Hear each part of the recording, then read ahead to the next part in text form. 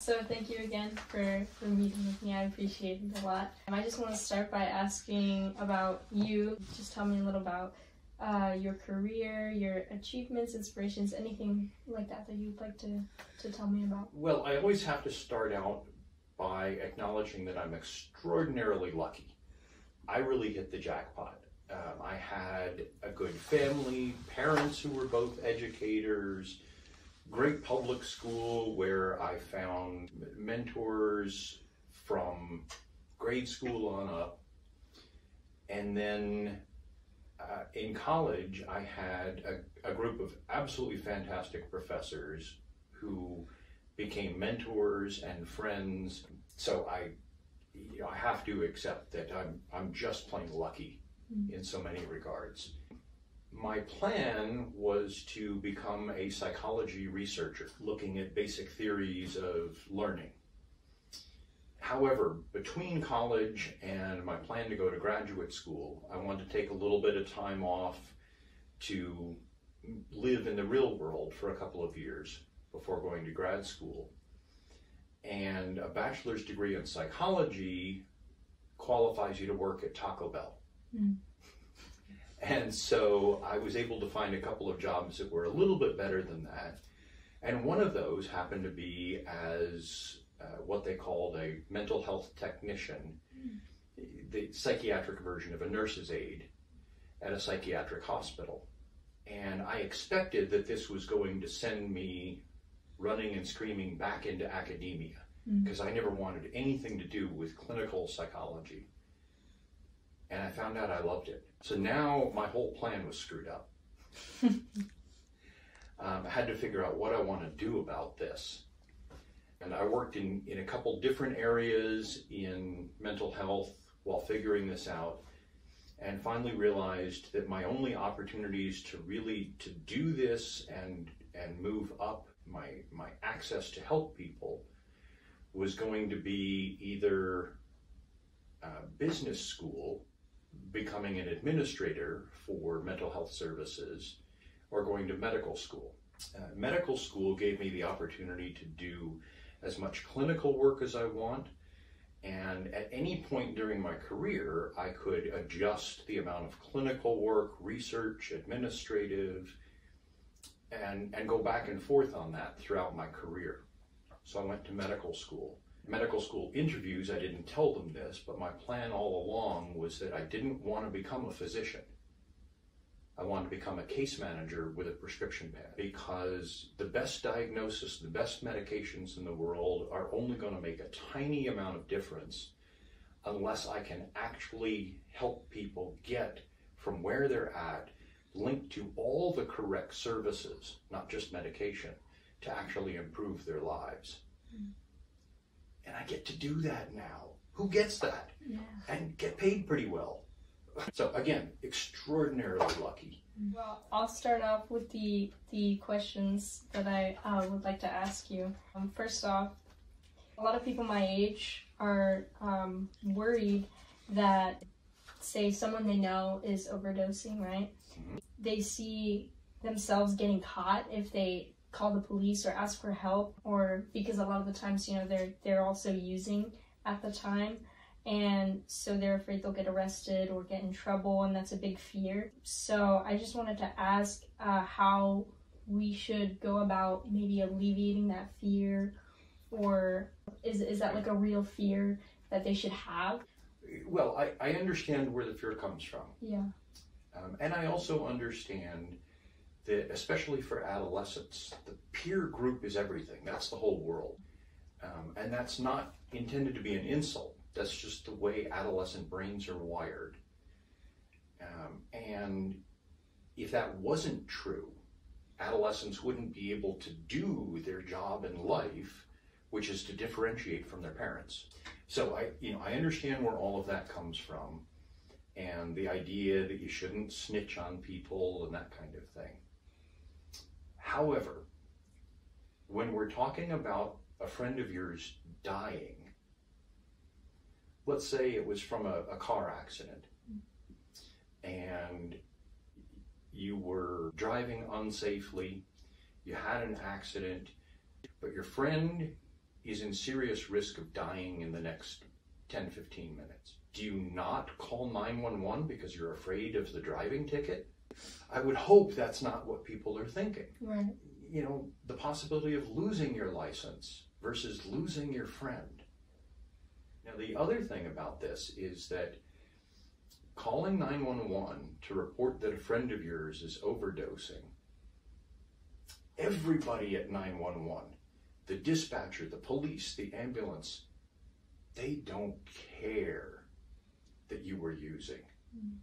They have one job right now, and that's to save that person. There's no crime scene tape. There's no police guarding the door. They made sure everybody in there was alive, and then they left. I do want to mention, the overdose victim is also not going to be charged.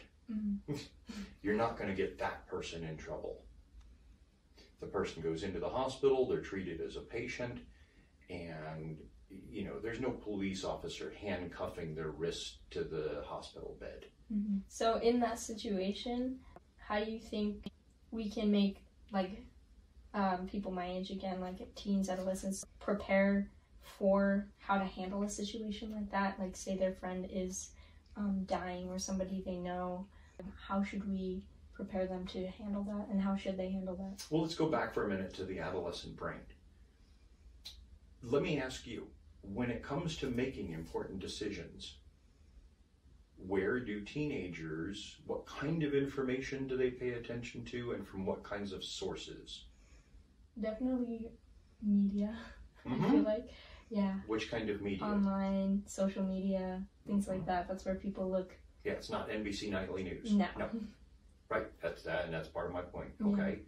And what sort of information are they looking for on social media? I guess, like, what other people are doing. Yeah. So, who should be giving us this information on what sort of media? You just told me. Each other. Each other. Now, how do you get, you know, most of what you're going to get on social media from other teenagers is stories that are third hand or fourth hand. Yeah. So what about if we got some teenagers permission to actually ride out with EMS, and there were arrangements made to film but edit to keep out people's personal information, to show what happens and what doesn't happen, that there are no police searching the house during an overdose resuscitation. I would think that's probably going to be the most useful information. And then, you know, that's, to some degree, that's going to be new and different on social media and interesting on social media. More people will see it. That's exactly what we want. Right. That's a good perspective. We should definitely talk to people about letting somebody my age, like, going out and seeing how it works, kind of how to handle it hands-on. Now the other part of that is Narcan. There's nowadays, you can get Narcan at almost any pharmacy. Yeah. There's no reason not to have Narcan around. I can't think of any reason that pretty much everybody shouldn't have Narcan in the glove box of their car, or, you know, so many people carry a backpack or a bag of some sort. It's a very small item, and it really does save people's lives. Yeah, I think definitely we need to make people more aware of what it is and how to get it, and it should be something you carry around every day, just like, you know, chapstick or whatever. I like that. Yeah. I like that. Let's make it a companion to lip balm. I wanted to ask you about lowering the demand or need for opioids, kind of diminishing the market, because it's so cheap. Fentanyl is so cheap and easy to produce, and that's a big reason, as you know, why it's everywhere. So kind of going to, like, the root cause of this issue, how do you think we can decrease the demand for it? This is going to get a little bit long. That's okay.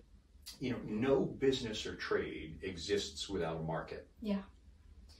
And once the market goes away, the business, the trade, the product dries up. And ultimately, that's what we've got to do.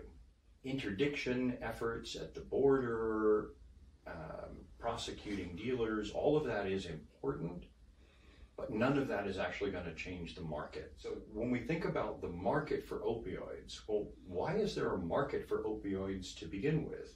Opioids, whether they're legal or illegal, exist because of needs that are not being met in some other way. And so nobody wakes up one day, looks at their calendar and says, oh, today's the day I start abusing heroin and fentanyl. Right. I hope not. Let's pretend they don't. Okay. Yeah. So first of all, opioids are intended to treat pain. But there's also poverty and trauma and emotional turmoil that are all forms of pain. Now, when it comes to experiencing physical injury or illnesses that involve moderate or severe pain, the opioids work, at least in most cases. They work. And that's why they're still produced. That's why they're still produced for prescription. They're actually not needed in most of the situations of moderate pain, but they're often prescribed anyway for a whole variety of reasons. So the pain itself is real. Then a patient comes in stating they have pain, wanting treatment for that. Very often the patient is stating that non-opioid pain relievers didn't work. Acetaminophen, ibuprofen, Tylenol, and Advil. However, often they do work. The patient may not have been adequately educated on how to use them most effectively. But by the time the patient comes into the doctor saying, I have pain and these things didn't work, they're somewhat agitated and frustrated and impatient at that point. Add to that the fact that the doctor's visit doesn't provide any time to explore these options. Because of the way the healthcare system is arranged and financed, the average amount of time that a doctor has to spend in front of a patient, in most cases, is about 7 minutes. In that time, there's no option to really discuss all of the other options that are available, the pros and cons of other kinds of treatments. And so then the doctor is thinking, okay, well, maybe I need to refer this patient to physical therapy or a pain management clinic. But that's going to take weeks to months. And the patient deserves some relief now.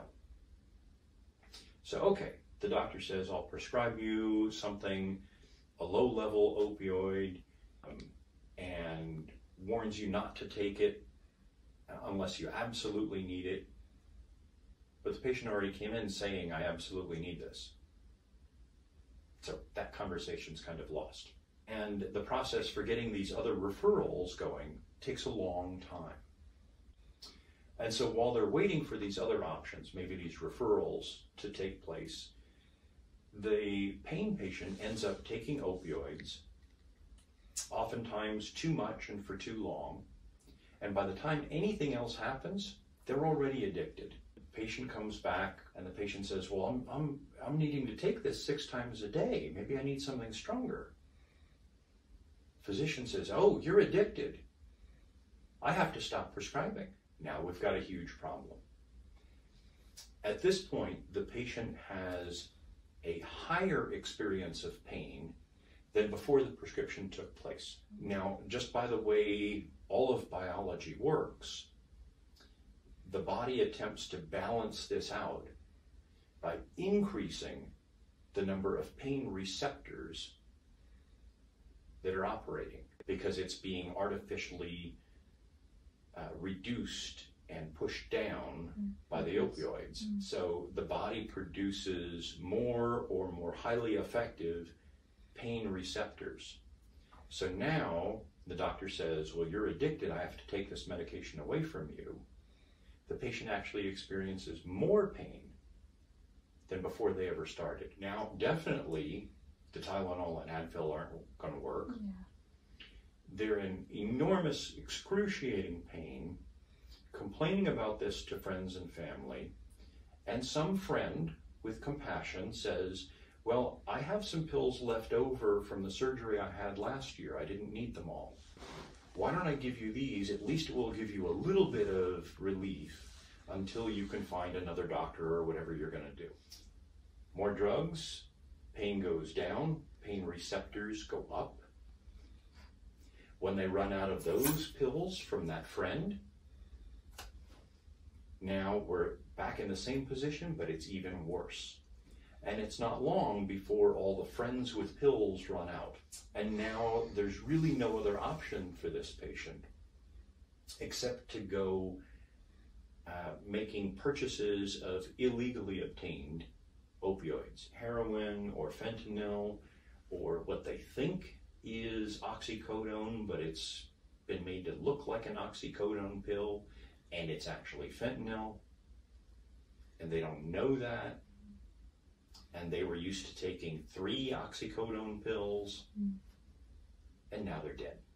You can see how all that leads somebody who never intended to be addicted into buying illegal drugs. But now there's the whole other area of life: poverty, trauma, emotional turmoil, cold, hunger, fear. None of these are helped by Tylenol or Advil. But the opioids do make them feel more bearable. And so we've got people who are using opioids to deal with all of these other types of pain that are real, but they're not caused by physical injury or illness. How do we reduce the amount of poverty, trauma, emotional turmoil, cold, hunger, and fear? It might be therapy, assisting them to find housing, simply getting them clothes. Right. They need food, they need clothes, they need housing. They need safe housing. For somebody who has been physically attacked, sexually abused on the street, the idea of going into a homeless shelter that's filled with all the people who did this to them doesn't sound appealing. So trying to find ways to reduce those unmet needs for which they're currently using opioids. I don't know if that makes any sense, but that's how I think of it. Yeah. So, what do you think are some effective harm reduction strategies, say people are using, that people could take into account to avoid an overdose? We have to think about, if we're specifically talking about adolescents and teens, right? Then we have to go back and again think about the adolescent brain. The ways to help them avoid these problems have to take into account their adolescent brain. Back in what's your ancient history of the 1980s, we had the Just Say No campaign. Oh, right. You've heard of that? Yeah. Okay. That's impressive. We spent millions and millions of dollars on this, and it was all based on the idea if we just teach young people to say no. Has that ever worked in the history of mankind? No. Especially teenagers. Right. Yeah. Right. And so telling people, well, you should just not do that has never worked. It never will. And you're competing against the people and the kinds of information that they actually do pay attention to, which is stories from their peers. So again, in some ways, we're back to the earlier question about creating an information flow that has the kind of information that they find important and useful from the kinds of sources that they want. And that's not people my age sitting in front of a desk at a nightly news program. Getting people that age involved in developing the program is going to be critical. Because even if I have a little bit of a clue how their brain works and what kinds of things are likely to get through, that's only going to be a clue. we all think that when we were 15, we thought the same way we do now. Right. And that's just another feature of brains. It feels like you've always been the same. People around you, your parents, look at you and go, no, you were very different. So getting the very people, the target audience involved in developing the program is going to be critical. Lastly, what are some things do you think we could be doing more on like a national scale? Like, do you think the government should be taking more legislative action, sort of like on a political level? So legislation is always kind of tricky. And especially when we talk about legislation having to do with things that are evolving. Anything that's a developing science, legislation by definition is going to be behind. By the time you get something passed, it's already at least partially wrong. The other thing is that legislation is really intended for social and political issues, not things that are scientific in nature. And so when it comes to voting on legislation, the legislators themselves have their own ideas about where this comes from and what should be done about it that may not have anything to do with the science that we currently have about it. And the people who vote for those legislators have ideas on what should or shouldn't be done that are very often completely divorced from the science on the topic. Legislation tends to be fraught with unintended consequences. So let me ask you, what would happen if legislators were writing down in law what blood pressure medicine should be used when somebody's first diagnosed with high blood pressure? It's not like they're really their job to know that. It's more of a medical professional. It's not their job. They don't have the background for it. And by the time they get around to deciding it, the science has probably changed. Yeah. And it attempts to presume that any government body is going to know what's right for every patient, which is just ludicrous. So trying to do it through legislation, probably not going to be the most useful, except I think there's one form of legislation that actually can work in these kinds of situations. And that's legislation that funds the people who are doing the research and applying the research in a thoughtful and scientific manner. So, for instance, we've had amazing benefits from funding things like the National Institutes of Health, the Substance Abuse and Mental Health Services Administration, the CDC, the FDA, legislation that increases access to behavioral health services, substance use services, to Narcan.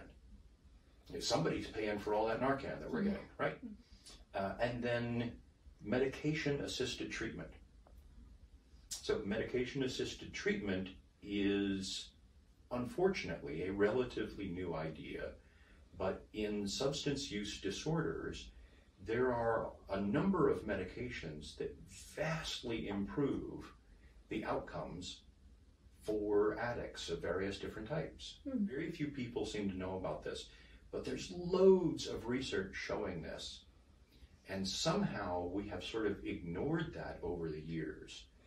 We're now getting, especially in states like California, we're getting funding to develop programs that get medication-assisted treatment to the patients. The fact that we know about the medications doesn't do much good if we don't have prescribers interfacing with patients where the patients are. So, and that's now happening. Riverside County, just about, we're closing on 2 years ago now. Our behavioral health department hired somebody who is a specialist in medication-assisted treatment for substance use disorders as not only a doctor to be treating patients, but as one of the leaders of our psychiatry residency. They now have access to one of these experts to become experts themselves on providing medication-assisted treatment. And so our psychiatry residents right here in Riverside University Health System are training in doing that, and it's just an automatic part of their training. So I'm really excited about that. Is there anything else that you'd like to add or speak on or talk about? So I'm going to get a little bit into my personal feelings about this. Okay. It makes me kind of furious when people talk about mental illness or homelessness or substance use disorders as if there's something to just get over. Right.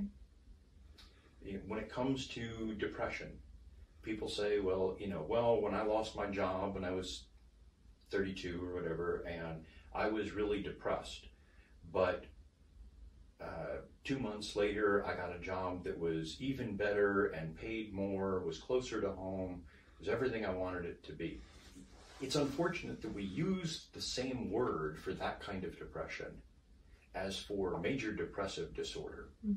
I've had a bunch of patients who can't get out of bed for weeks or months on end, nearly unconscious from the level of depression. That's not something you just get over.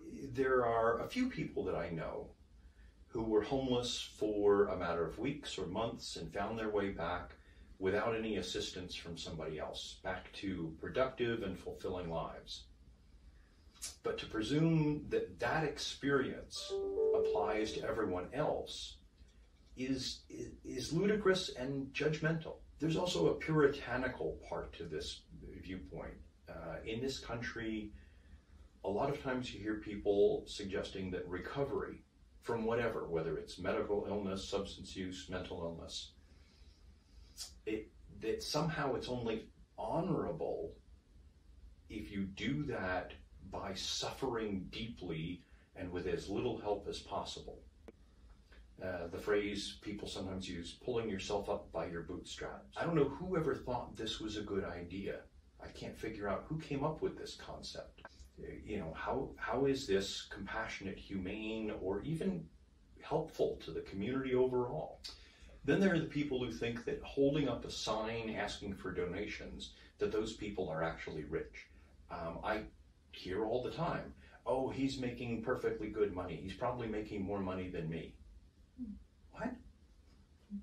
Do they really think that there are people out there, standing out there in the rain, the cold, or the searing heat, holding up a sign at the freeway off-ramp, knowing that they're going to be rousted by the police because it's a better job than the one you have?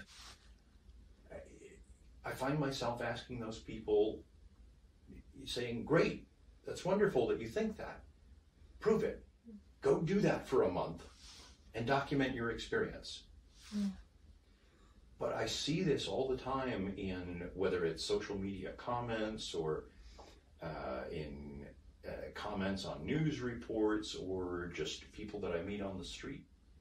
In regards to those kinds of responses, I find myself asking, instead of being judgmental and puritanical, how about instead we focus on being humane and helpful? Not only will it actually reduce some of these societal problems much more, we'll be teaching each other and teaching our children that helping someone is the greater good. And that ultimately will only lead to more compassion and more humanity in our community. Personally, I think that leads to a better world for all of us.